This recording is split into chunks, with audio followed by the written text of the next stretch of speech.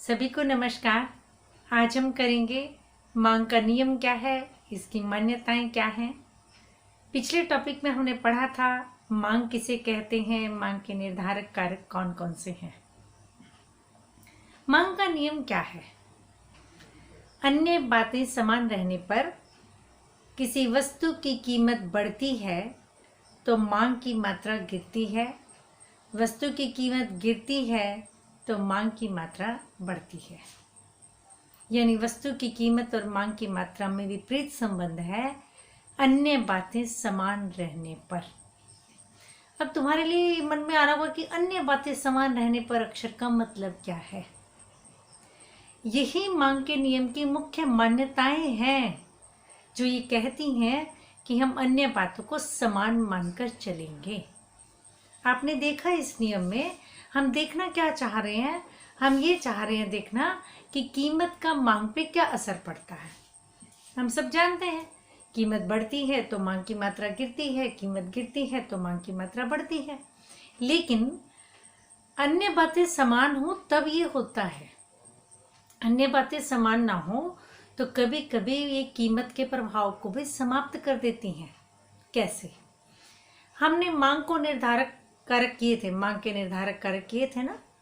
कौन कौन से थे? वस्तु की कीमत, आय, रुचि व आदतें, संबंधित वस्तु की कीमत, भविष्य में कीमत बदलने की आशा, परिवार के सदस्यों की संख्या। ये मांग के निर्धारक कारक थे, है ना। ये सबने मांग को प्रभावित किया था। हमने सिर्फ कीमत का प्रभाव देखना है तो हमें अन्य बातों को स्थिर मानना होगा। कैसे? अन्य बातें बदल गई तब क्या हो जाएगा? चलिए हम एक एक करके लेते हैं। हम मानकर चलते हैं मान्यताओं में, पहली मान्यता है हम मानकर चलते हैं कि आय स्थिर है। सारे निर्धारक कारक में ना पहला पॉइंट छोड़ देना, वस्तु की कीमत। बाकी सब कारक जो है ना बेटा अन्य कारक माने जाते हैं। यानी आय, संबंधित वस्तु की कीमत, रुचि व आदतें, भविष्य में कीमत बदलने की आशा, जनसंख्या, परिवार के सदस्यों की संख्या, ये सब अन्य कारक हैं। ठीक है। अब पहला पॉइंट लेते हैं, आय को स्थिर मानते हैं हम। आय को स्थिर क्यों माना हमने? मान लीजिए वस्तु की कीमत दुगनी हो गई, महंगी हो गई वस्तु, तो आपकी वस्तु की मांग गिरनी चाहिए ना। लेकिन ऐसा हो जाए अगर कि आपकी आय 4 गुना बढ़ जाए, तब क्या होगा? तब क्या मांग गिरेगी? नहीं गिरेगी ना। तब तो मांग बढ़ जाएगी क्योंकि कीमत तो दुगनी बढ़ी है और आय 4 गुना बढ़ गई है। तब तो कीमत का प्रभाव समाप्त हो गया। और मांग के नियम में हम देखना चाह रहे हैं कीमत का प्रभाव, तो हमें मानना पड़ेगा कि दी गई आय है, आय स्थिर है, आय में कोई बदलाव नहीं होता।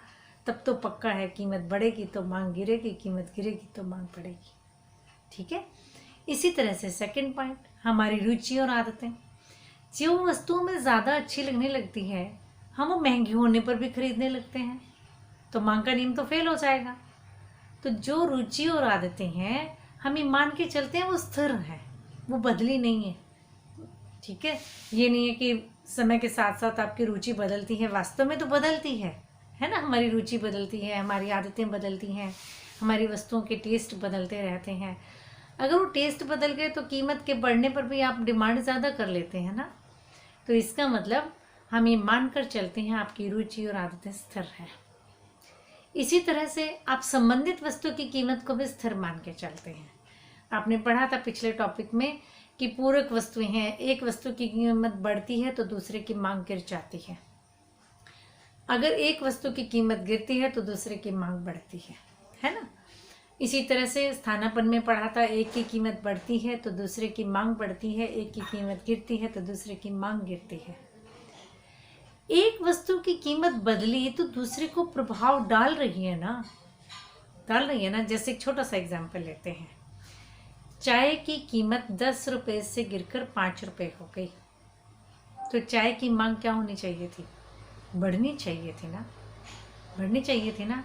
लेकिन अगर कॉफ़ी जो है वो 10 रुपये से 2 रुपये हो जाए तब क्या होगा बेटा? तब तो लोग क्या खरीदने लगेंगे? कॉफ़ी खरीदने लग जाएंगे, चाय की कीमत गिर गई थी, फिर भी लोग चाय नहीं खरीद रहे। किसकी तरफ आकर्षित हो गए? कॉफ़ी की तरफ। तो हमें मानना पड़ेगा कि कॉफ़ी की कीमत स्थिर है ना अगर, तो चाय की कीमत गिरने पर मांग बढ़ेगी।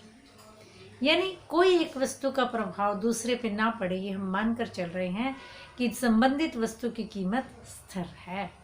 तब तो पक्का है, एक्स की कीमत स्थिर है तो वाई तो अपना काम कर रहा है, तो वाई की कीमत बढ़ेगी तो उसकी मांग गिर जाएगी। ठीक है, तो एक वस्तु की कीमत मानकर चल रहे हैं हम, जो दूसरे पर प्रभाव डालती है उसकी कीमत स्थिर है, चाहे वो पूरक वस्तु है चाहे वो स्थानापन्न वस्तु है। इसी तरह से हम मानकर चलते हैं कि भविष्य में जो कीमत बदलने की आशा है आपकी, वो नहीं बदलने की आशा, वो स्थिर है। आपको ये आशा बिल्कुल नहीं है कि कल कीमत गिरेगी या कीमत बढ़ेगी, क्योंकि जैसे एक छोटा सा एग्जाम्पल, मान लीजिए आज चीनी 30 रुपये किलो है, और मान लीजिए 30 रुपये किलो है और वो शाम को 35 रुपये किलो हो गई। कीमत बढ़ी, आपकी मांग गिरनी चाहिए थी, लेकिन आपको ये लग रहा है कि कल तो ये 60 रुपये किलो हो सकती है भाई, तब क्या करेंगे? तब तो आप 35 रुपये किलो होने पर भी ज़्यादा सारी खरीद आएंगे। कीमत बढ़ी तब भी आप उसकी ज़्यादा इकाई खरीदने को तैयार हो जाएंगे, अगर आपको भविष्य में कीमत बदलने की आशा है। इसीलिए हम ये मान के चलते हैं आपके लिए कीमत बदलने की कोई आशा नहीं है। आप सोचते हैं कि कीमत बिल्कुल नहीं बदलेगी, कल क्या कीमत होगी हमको नहीं पता, वो स्थिर है, इसी प्राइस पर चीज़ें मिलेंगी, तो हम मान के चलते हैं कि कीमत बढ़ेगी तो मांग गिरेगी। इसी तरह से हमारे परिवार के सदस्यों की संख्या भी नहीं बदलती है। हम ये मान कर चलते हैं कि कोई मेहमान आ जाए मान लो, तब तो कीमत के बढ़ने पर भी डिमांड बढ़ जाएगी, है ना, और घर से कोई चला जाए तो कीमत के गिरने पर भी डिमांड गिर जाएगी। तो हम ये मान के चलते हैं परिवार के सदस्यों की संख्या स्थिर है, जनसंख्या स्थिर है। तो समझ में आया कि हम सारी चीज़ों को स्थिर क्यों मान रहे हैं। आय को हमने स्थिर माना, संबंधित वस्तु की कीमत को हमने स्थिर माना, रुचि को हमने स्थिर माना, क्यों? भविष्य में कीमत ना बदलने की आशा है, अब हमें कोई बदलने की आशा नहीं है। हमारे परिवार के सदस्य भी उतने ही रहेंगे जितने हैं। ये हमने क्यों माना? ये हमने इसलिए माना क्योंकि हम क्या देखना चाह रहे हैं, कीमत का प्रभाव मांग पर देखना चाह रहे हैं। कीमत का मांग पर प्रभाव को ये सारे फैक्टर्स इफेक्ट करते हैं डिमांड को, और ये फैक्टर्स जो है ना, अन्य बातें, ये कभी कभी कीमत के प्रभाव को समाप्त कर सकती हैं। इसीलिए हम मान के चल रहे हैं कि अन्य बातें समान रहती हैं। तो सबसे पहले मांग का नियम जब भी लिखें तो आप अन्य बातें समान रहने पर ज़रूर लिखें। क्या परिभाषा बनी मांग के नियम की? अन्य बातें समान रहने पर वस्तु की कीमत बढ़ती है तो मांग की मात्रा गिरती है, वस्तु की कीमत गिरती है तो मांग की मात्रा बढ़ती है। यही मांग का नियम है।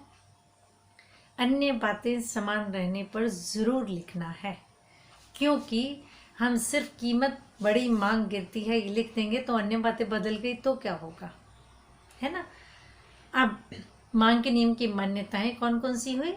आय स्थिर मानते हैं, संबंधित वस्तु की कीमत को स्थिर माना जाता है, और रुचि को स्थिर माना जाता है, भविष्य में कीमत बदलने की आशा नहीं है, और परिवार के सदस्यों की संख्या वही रहती है।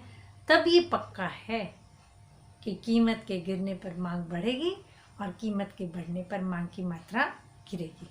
दूसरा सब बच्चे ध्यान रखें, जब भी कीमत का प्रभाव मांग की मात्रा पर देख रहे हैं तो मांग की मात्रा अक्षर लिखें।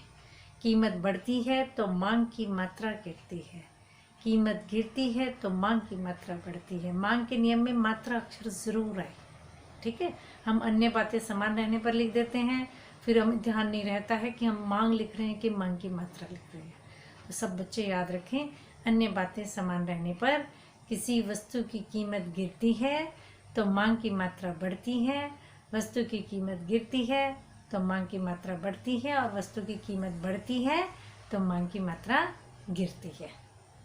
क्लियर?